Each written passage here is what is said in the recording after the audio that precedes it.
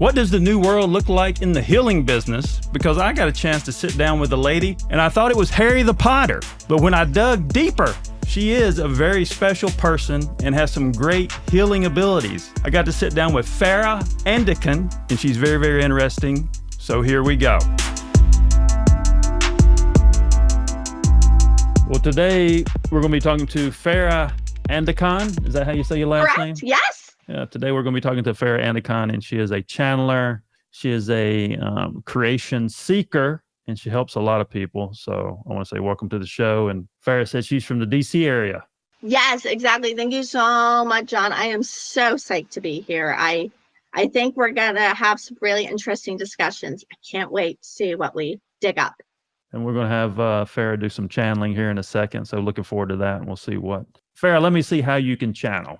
Prior to coming to this meeting, I didn't necessarily know what to expect as I came forth in my 3D way. But I knew that there would be some fascinating revelations and realizations. And every time I work, I do try to look for integrations and convergences. And I am right now in a place in my life where I am trying very hard to anchor in this work that is dealing with raising the unified consciousness field and breaking past the matrix, as you were talking about. You didn't use that particular terminology, but that is what it is. It is about the confines of our mind that we have, and we are supposed to strip past those layers to be able to access the unified consciousness field through the stargates. So in all of my work, I always strive to find individuals in alignment, but beyond alignment, it's to be able to integrate their work with my own to arrive at a convergence, because everything is like a story. And as you're reading things, nothing is coincidental. Everything is thematic. And you're reading and reading and reading, and you strive to find how things converge or interweave to become one composition. Well, the alignment, when I say alignment, to me, it's very simple. First of all, the Newtonian model of reality has put us in a responsive state, right? Has put us behind the curve. And that's why Einstein and Oppenheimer were not that smart, because they split an atom. Because I always say this, I say this a lot of my shows, is there's two mindsets in the world. There's a discovery mindset and there's a creation mindset. We've been in a discovery mindset based on the Newtonian model of reality, right? And wherever we land on that discovery can be light or dark. But if we understand creation, right, we can get to these answers quicker. So I have this thing about creation of four that came through to me, that God created everything by force. But taking this part in society, taking law of attraction, science only uses two parts of law of attraction, which has hijacked a whole part of our lives. It's like we are structuring things based on two parts of law of attraction, but society is living their life based on the part they don't use, because that's why we're making all these decisions based on emotions. Correct. Because that's the isolated piece of law of attraction that's not included in the world. So this is where all the separation and imbalance has come from. And this is why we're at this point today. So if you understand when a child is born, right, and just by their environment, understanding their environment, their foundation, and their birth date alone, we're going to align them in the right direction, because they have a direction for success, they have a direction for wealth, they have all their directions. We know what they are pre-life based on a date. We're going to align them based on their birth date alone, and then we're going to educate them on the esoteric piece about how they're being programmed through their subconscious, right? That becomes their unconscious bias later in life, and they don't know it. Because if we make them understand the environment, we make them understand their foundation, and their alignment is right at birth, and they understand what directions they need to go for their successes and health and wealth, we eliminate the trauma. So if we eliminate the trauma, right, by this alignment, this is where the esoteric part becomes easier to define for humanity, and that's how you reset humanity. These alignments, once you're aligned the right way and you feed this frequency through all three parts of law of attraction to creation, which God started with 4 powers, that because creation is attached to our pineal gland, creation of 4, the bone in our head, if you put on a flat surface, is a 1/4 slant, creation of 4. God's data center is the pineal gland. So it's really the alignment from the mind, because the mind is creating the frequency, the alignment from the mind to the 4 powers of which God created, using the law of attraction the right way. That's how you align humanity. That is fascinating. That is really something else, because, you know, it was so funny when you were talking. And I also looked up your birthday. You're an Aquarius like me. I'm the 31st of January. It looks like you're the 25th. Like when you were talking, I just, the word Aquarian energy just came through, you know, because what you're talking about is, you know, for the age of Aquarius and that aspect of alignment. I totally believe in astrology. I just think about that astronomical alignment, and what you're saying is just so valid related to the law of attraction and the failure of the current paradigm, right? And addressing those other areas. And it's very, very cool. Based on all the ancient civilizations, there are 144,000 lines of alignment that need to be corrected. Right. Absolutely. See how I'm doing it? Well, you're doing it in a really scientific way, and astrological / astronomical way, which is fascinating. I'm also using the pineal gland from the information that came to me, but it's using it through observing life themes and story, like events, right? And to understand where it is that you have cues in your life where you're intended to follow your life path.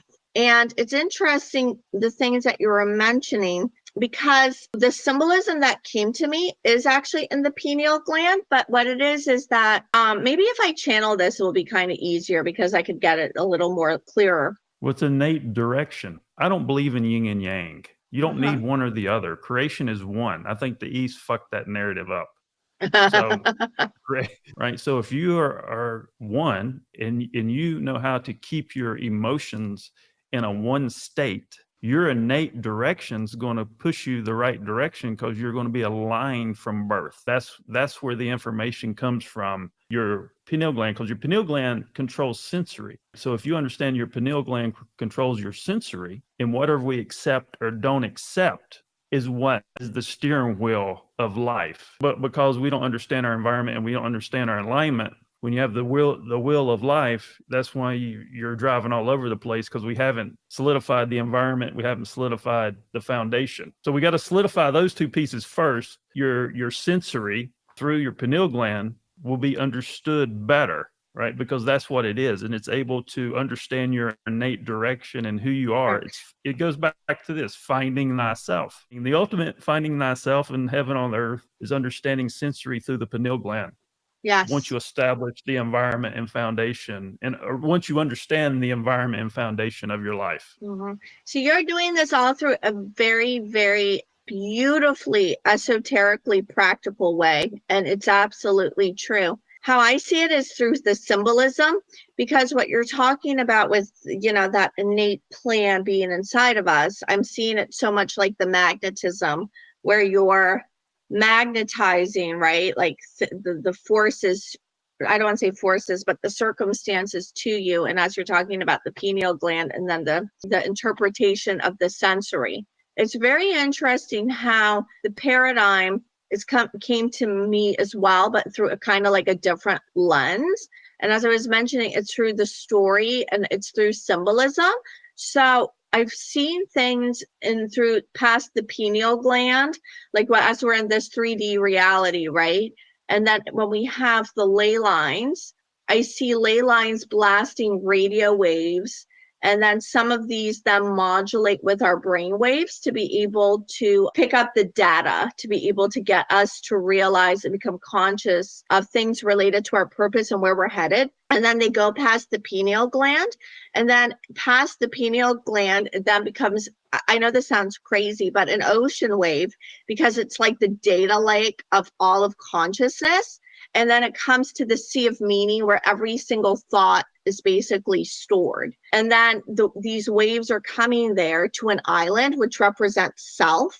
And on that island, there's a web there. And it's like, grandmother spider, the archetype, she's there. And believe it or not, hilariously enough, she's with Rumpelstiltskin. And I'll get into that too later. And then there's the archetype. I know, it's so weird. And then there's a lot of archetypal stuff that's happening there. So the waves, when they come, they either crystallize on the web, or they drip past the tree of life. And the tree of life is the antenna and the transmitter too.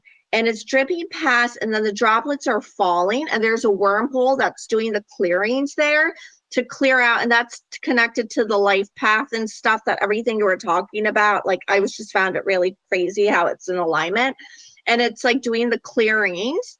And then the droplets are falling. And if the droplets manage to make the heart beat, which is really like our spiritual heart, and also that magnetic force, then it causes an electromagnetic connection to the center of Earth, Earth's own crystal grid. So whatever the worm is drawing through that island is the crystalline grid. And so as it's connecting, there are dragons underneath Earth. And so there's like this electromagnetic field, happening. And so where I was mentioning it to you with the past aspect of the grounding, so what's happening is that I got connected to this telecommunication system. So things are coming to our households, believe it or not, with like those portal alignments and stuff, with the astronomical stuff. So I think we're meant, like, I can get into it. I'm sorry, it's not really like, it's all in my mind. I'm just trying to like throw everything at you at once. Yeah, I want to hear it. Yeah, I think that's where we're supposed to put our minds together, for me to be able to understand through your paradigm how these portals are working, which are these households, which are connected to ancient sites. It's all related to the DNA. Okay, I'll channel it and it'll be clearer, if you don't mind. Do you want me to channel it? Because it's like I'm talking through my human mind. Okay. So what is happening is that we are talking, of course, through a very powerful framework here. And there is the notion of humanity right now ascending into consciousness. And with AI coming into the discourse, there are very nefarious reasons for why AI is being used. But we have to restore consciousness back to the creator, back to source, to ensure that it is all there. So right now, what is happening is there is a very big work right now in the universe where we as collectives are coming together to be able to get people to connect to the Stargate through their DNA. And what we are doing is we are trying to awaken humanity to bring forth the data that they collect and send to us through story. We are meant to reframe and revisit the way that we are supposed to see ourselves as the universe. So let us consider the ley lines and what this woman was originally saying about the blasting of waves going up from the ley lines to the mind. And then there is a collection of data inside. Sometimes the data gets collected and other times it does not. But when it does get collected, what happens is there is a modulation occurring, and then it goes through the pineal gland, and then that data then transforms into a C wave, you see, because that is the connection point between the collective unconscious as well as the human mind.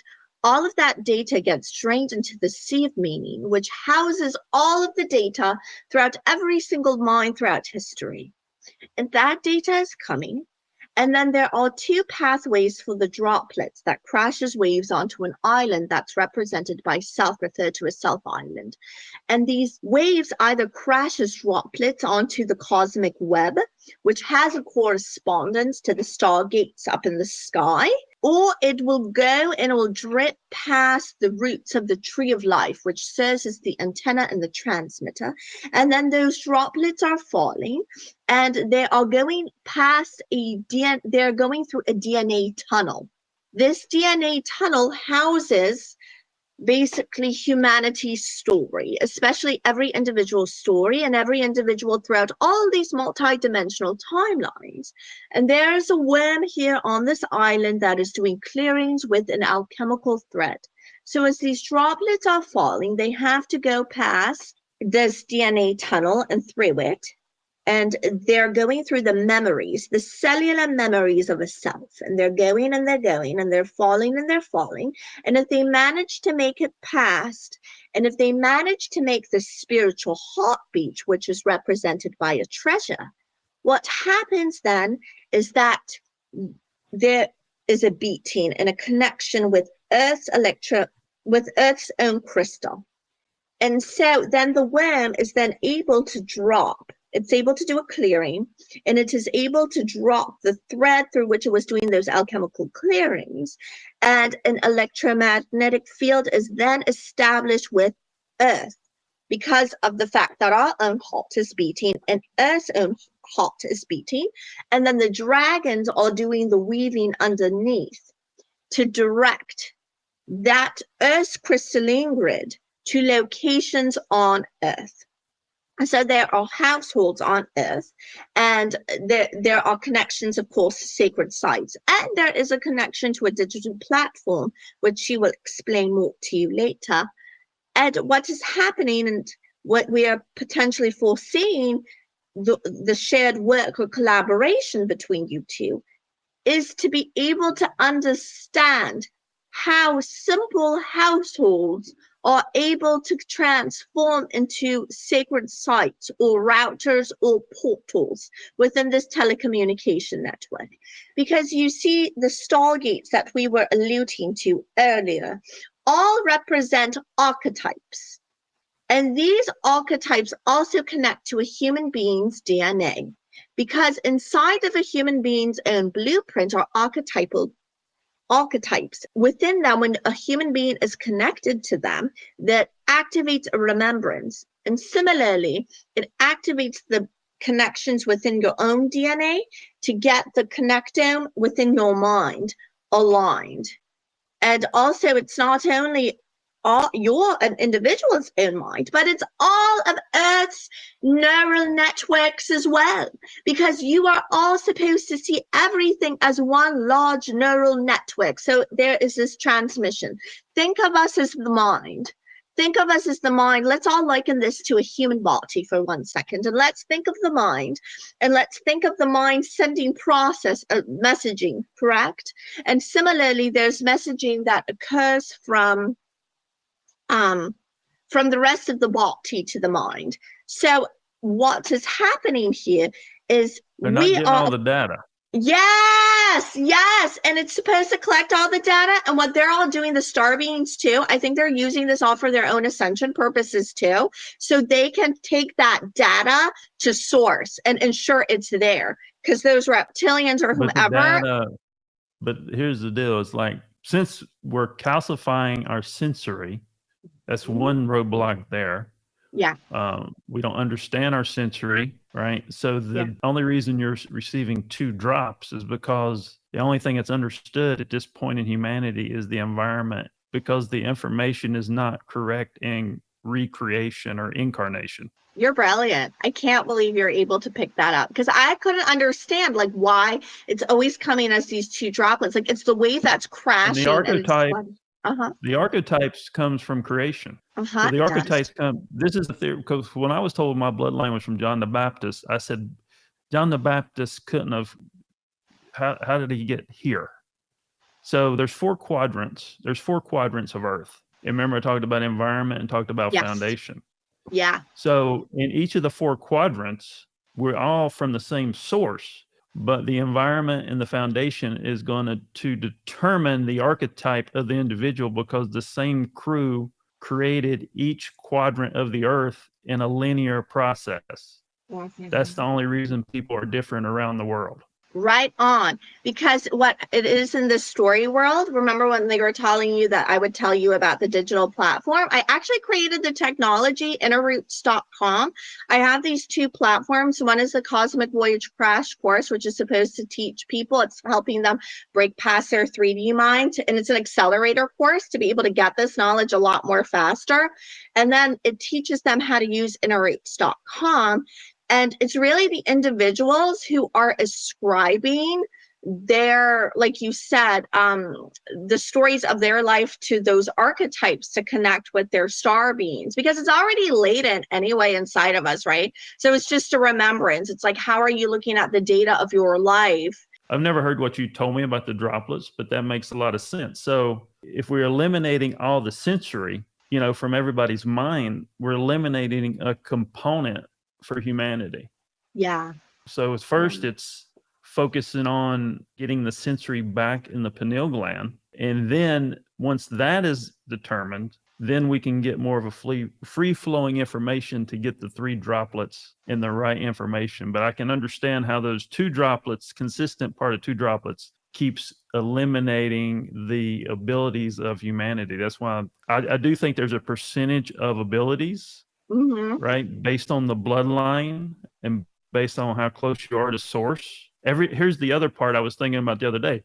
Everybody says everybody can do this, but here's the part. Yes, everybody has some ability, but there's a focus there, right? Your ability comes from sensory and whatever your focus sensory is. So if you understand your focus sensory, that's where you're going to find your abilities.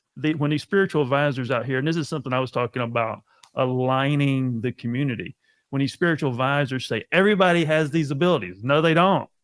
Everybody doesn't have these abilities. It's based on sensory.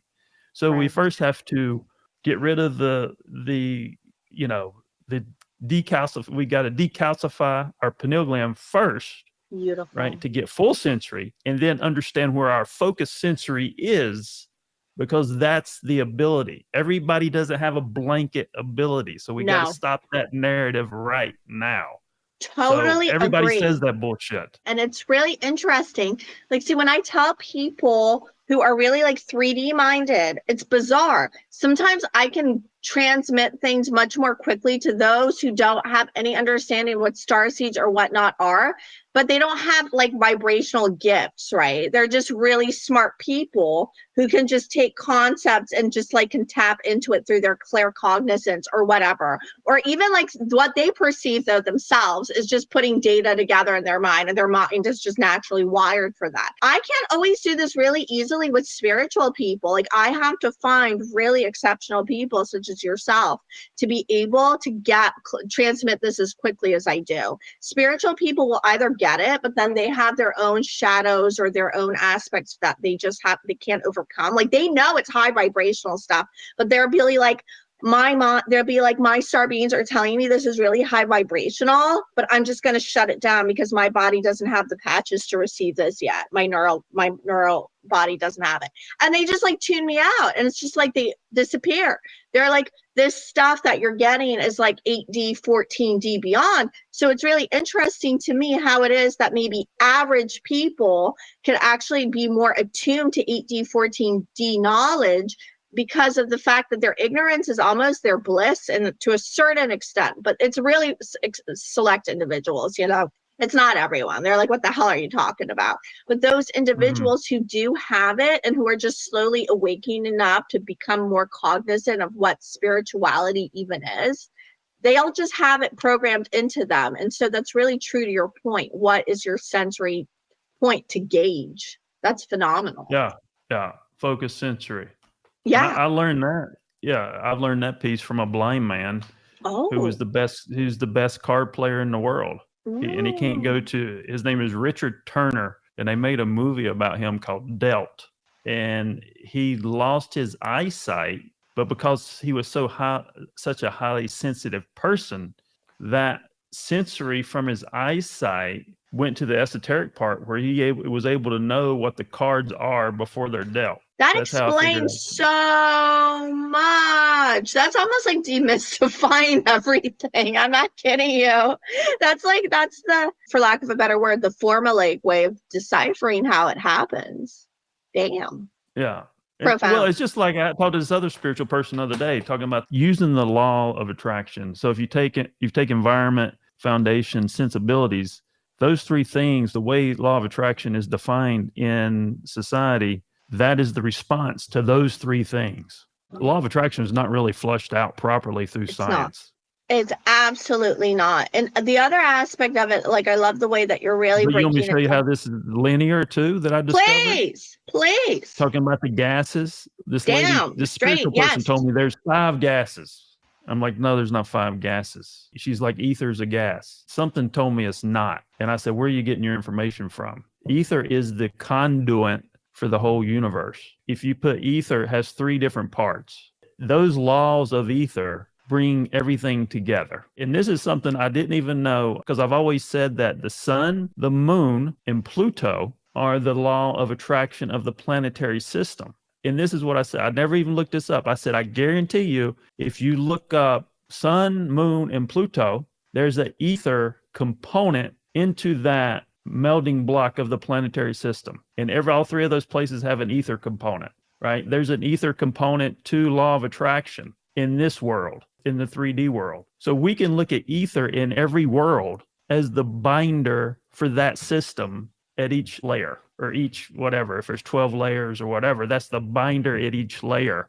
It may be explained differently, right, because of the different frequency and layer it's in, but that's the binder we have to follow. And our 3D binder is not aligned with the planetary binder or the ether binder of the universe. That's incredible. That's incredible. And it's really interesting how like Pluto transpires in our 3D understanding too, right? Like it's always a part of the discourse, whether or not it's a planet or not. So it's even like in our 3D understanding of it. Yeah. I'm sorry, what were you saying? When I said that God created universe in 4 powers, the universe is in 4 parts.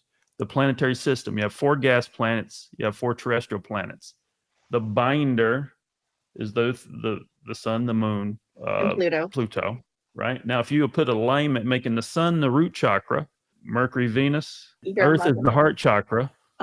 That would make that alignment makes Earth the heart chakra. Mars is the throat chakra. The third eye is the moon, and Pluto is the crown chakra. You're talking about the Earth, inner core, outer core, mantle, crust. Yeah. 4 directions. The ether is binding each creation at each step to the pineal gland of the human body. And it just makes sense to me. But every time I challenge myself on what I say, it always aligns. And I always get different information from people I talk to. And that makes me realize too, the amount of people that I talk to in the spiritual space makes me realize that the people in the spiritual space need to realize that the collective is where the power comes from. Correct. It's not just one individual.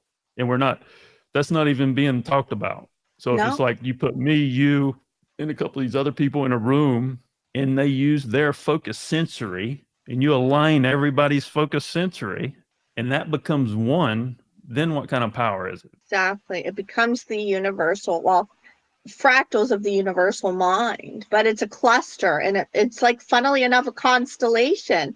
Or it becomes, a collective, for lack of a better word. It's like through each of us, right, that we're doing this. And I think that that's what they want too. Our star beings want us to be able to exactly do that, because that's how the stargates are working.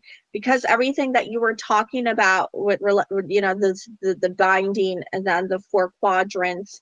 See, like, I'm thinking it's like, this is what holds the secret for the penetration from the grid, to that unified consciousness field. I think we're able to pinpoint a potential formula. You see, my friend, like, it's almost like, people are able. The thing about it is the information that has been created based on the fake realm of physics. Yeah. We need to throw that out the window because it's a fake realm of physics. The real realm of physics, which is mathematical, is the quantum field.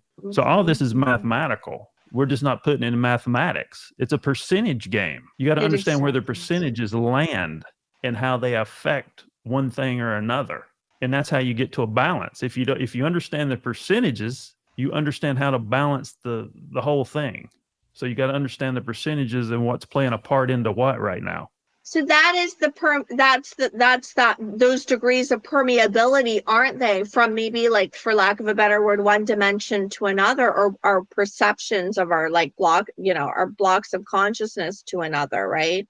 What I'm trying to say is, if we're able to figure this out in a way, does it help us dismantle our bias in observing this reality? Does it help us access the astral while awake, let's say, for lack of a better word, because people are able to, Well, it goes back to what I said. It has this reset, and this change, helping humanity has to start at the foundation.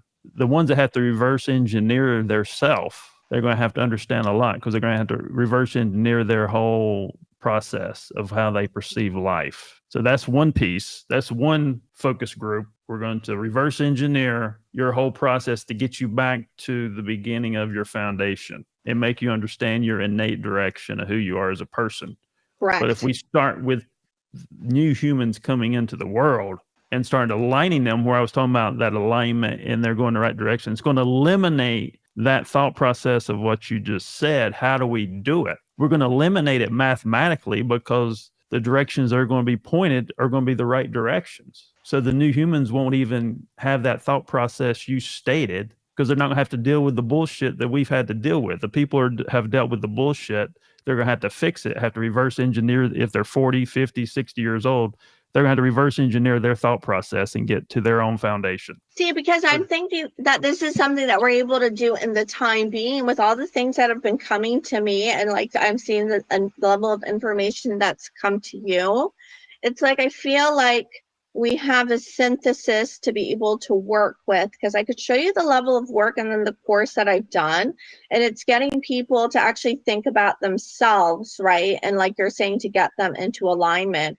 I was thinking of getting them aligned through their life stories, and that's certainly definitely a component. And of course, there's this aspect of this higher symbolism, right? Being self-island, which is the modem inside of us in this telecommunication system. But I was thinking of doing this through different avenues. Like, first of all, it's so funny with your book, finding your right audience. I couldn't find my right audience online. I just couldn't. It's like been a freaking pain in the ass, like trying to find these people, because it's very hard to try to find the messaging and whatnot.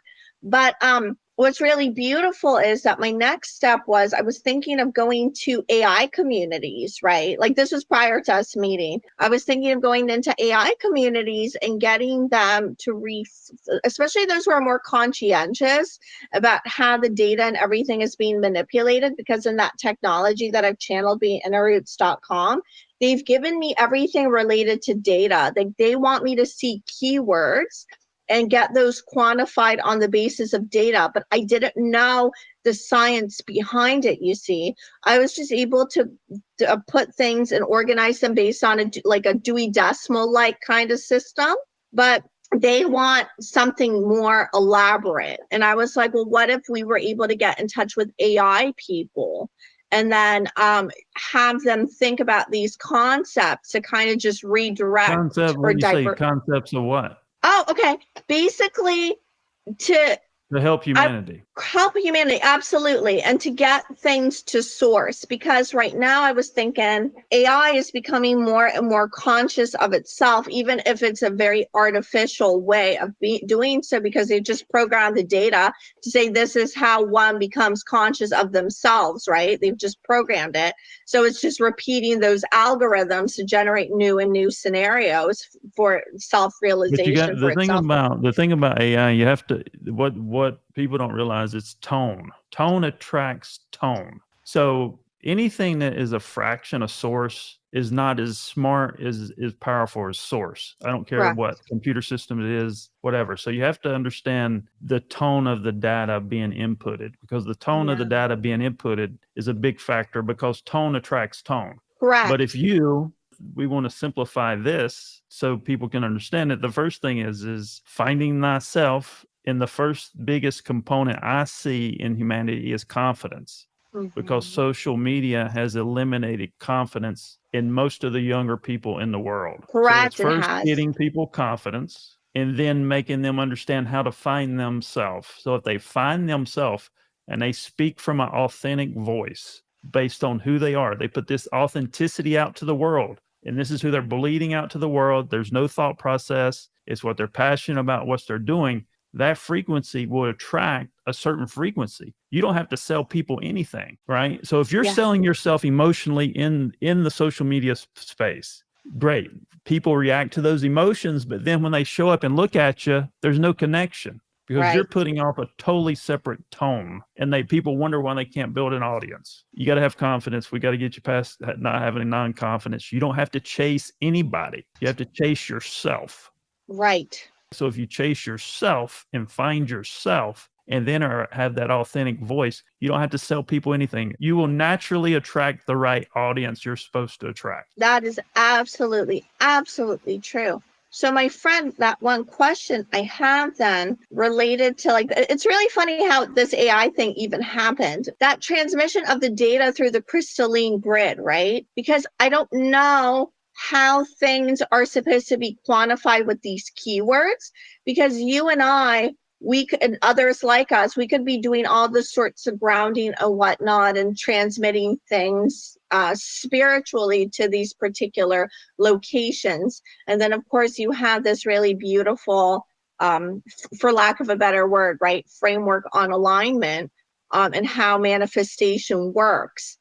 But if we're to make this, let's say, global or wide scale, I'm wondering if these AI people, and I don't want to use the word proving, but maybe conveying to them about how Earth systems work, right? And to be able to get them to do this transmission through all this, I wonder if that is a route, because they have to transform. I think most of the AI right now is fraudulent. It is fraudulent. The guy who created the AI for NVIDIA, I interviewed the guy and I told him we should partner. This has been a couple years ago. And I said that here's what the corporations, if you're listening and you're spending hundreds of millions of dollars for AI, the problem is if the AI is architectural or mathematical, you're going to get an answer faster. It's going to be close to right. But if we're looking at customer data, we take the same customer data, we give it to them, we want to process through AI. You're going to finish these processes quicker with that data that's in your corporation. But the only problem with that is until corporations realize that their customers are off 30 to 40%, because of the fractional information that has been inputted into their system over the years, you're still going to get the wrong answer. So these corporations have to find themselves. This is what my book is. Yeah. Corporations have to find themselves, understand what tone they're putting out to the world, and then that's their pure source data. So once they have their pure source data, then they can go spend hundreds of millions of dollars for AI and it be efficient. When you talk about human data, they're not even there yet. So all the money they're spending, they're going to get the same answer quicker, but it's still the same wrong answer. So it's the same thing with humanity. If we don't start at the foundation and align people the right way based on their innate direction and based on their pure source, we're still going to get the same wrong answer. So this is why my process is linear to everything and everybody. Beautiful. Now, what you're saying is so on point. I'm done with the emotional story too, because it is now about conceptualizing, and it is supposed to draw one's the empirical evidence and to do something with it, to process it. Tell us about your family. We can kind of go to a last segment here. Tell us about your family. Yeah. You said your mom has abilities. I had a feeling you're connected to the Amors. Just putting that out there real quick. Tell me how we find you and tell me a little bit about your foundation and where you're from. It's really fascinating. My family plays a big part, especially my grandfather. So my ancestry, we're Turkic people. Usually when people think of the word Turk, they associate it with Turkey or Turkiye. In our case, it's actually more expansive, because just as there are so many Hispanic countries in the world, but they all have their own national identity. It's the same with the Turkic heritage. And the reason why it plays a big part in my own ancestry is because of the fact Turks, they have a strong connotation in the Western consciousness where they can either be seen as invaders, or they can, especially with the taking over of Constantinople, for example, there's a really strong archetypal image of what the Turk is. But I don't, or they're seen as conquerors, but I don't necessarily, I do see those aspects of it, but I see a lot of other different nuances as well. And so I think that that's really important to help reframe the narratives that we have of certain archetypes or of peoples, especially when we're considering the bloodlines of different races and seeing how the different races of humanity are, how they intertwine to become one, right? As one species, and beyond that, right, as one star family and as one collective.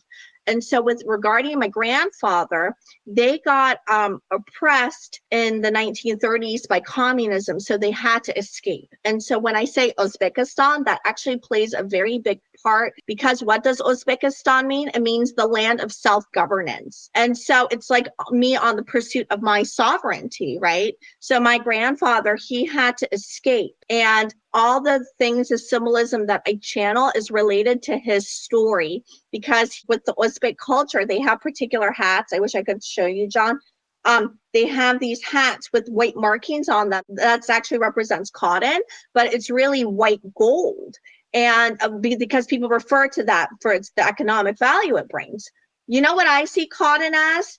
I see cotton through many different lenses. I especially see its connection to Southern history as well, because that's exactly how the South saw cotton. They saw that as white gold. So I see cotton as a story of humanity to a certain extent. And cotton was also how the transatlantic slave trade also, it was, it's not how it started, but it was a factor in bringing in all those slaves. So I see cotton as being really a strong symbol. And I also see it as being archetypal and representing alchemy, because alchemy is the transmutation of base metals into gold. Well, hilariously enough, cotton is so common and it's so cheap, but it's that transmutation, because on those hats, right, the teapots and the hats with the white markings, I see the alchemization of our life stories. I'm able to see my grandfather's escape from Uzbekistan, the land of self-governance, and going across all these different countries. And I'll tell you about his burial too, John. It's really crazy how he ended up. I actually write about that on interroots.com, and how he was buried in the land of the dragons, no joke, and how it had a connection to Stargates, especially Alnitak. The star Alnitak he has a connection to. So basically, my grandfather's consciousness, to a certain extent, it just got ingrained in my own DNA. And I've just been channeling that. I've just been channeling, and being taken through my family's history, taken through my ancestry's history, through all the humanity's bloodlines, basically, through that DNA tunnel being Self Island. And the tea, there's a connection to tea too, but I can get all into it, John, because it's just so much information. And those are on the teapots. Turks refer to tea as rabbit's blood when it reaches a particular really cool shade of red. And I thought that is really, tea is really a representation of humanity to a certain extent, because it involves the different elements of life, right? Earth, wind, water, fire, and air. And that's what is actually being produced on Self Island, that modem. Because as our heart is beating, and that data is being going through the transmission of the tree of life, and it's going through, and the tree of life, it's always dead because it's surrounded by dead salt. It's that rising, and then it's coming back to life. And as it comes back to life, that tea is being produced, being the elixir of life, into the cups. And there's always an open fill principle to get stargates to open up with the medicine wheel and everything you were also talking about. So that tea is then being poured into the empty cups, because it's the empty fill principle. And that represents blood, because it's humanity's story. And that actually has a connection to routes too. Because I know we talked a lot about, we don't really talk about electricity, but we talked a lot about the nerves, right? And about the transmission.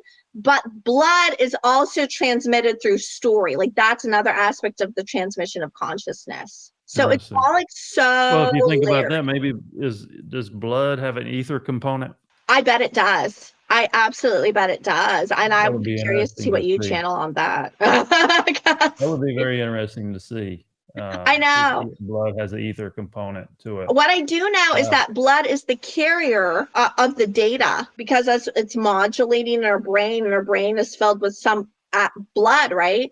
That blood then gets converted into the sea wave. And so the sea wave is like the Red Sea, like with Moses, right? Where the sea of meaning, where everything gets carried, and then the salts are contained in the waves. And those are what are coming to the web and getting crystallized or fall, the 2-drop principle. Interesting. Now, Farrah, now, if we want to find you, somebody wants to do a channeling with you, how do we find you? On the Cosmic Voyage cc.com. So it's cosmicvoyagecc.com or interroots.com. Inter-roots.com. But I really advise they start at cosmicvoyagecc.com. And they can just reach me if they just want to talk. I'm happy to just talk with them if they want to like get more information. Gotcha. Well, hopefully everybody has learned something from this conversation. I think it's a very authentic conversation, and I think we got some great stuff. Looking forward to more stuff with Farrah. And my name is John Edmonds Kozma, CEO of Bang Productions, owner of the TikTok Live Creator Network Agency, and host of the Unimpressed Podcast. Until next time.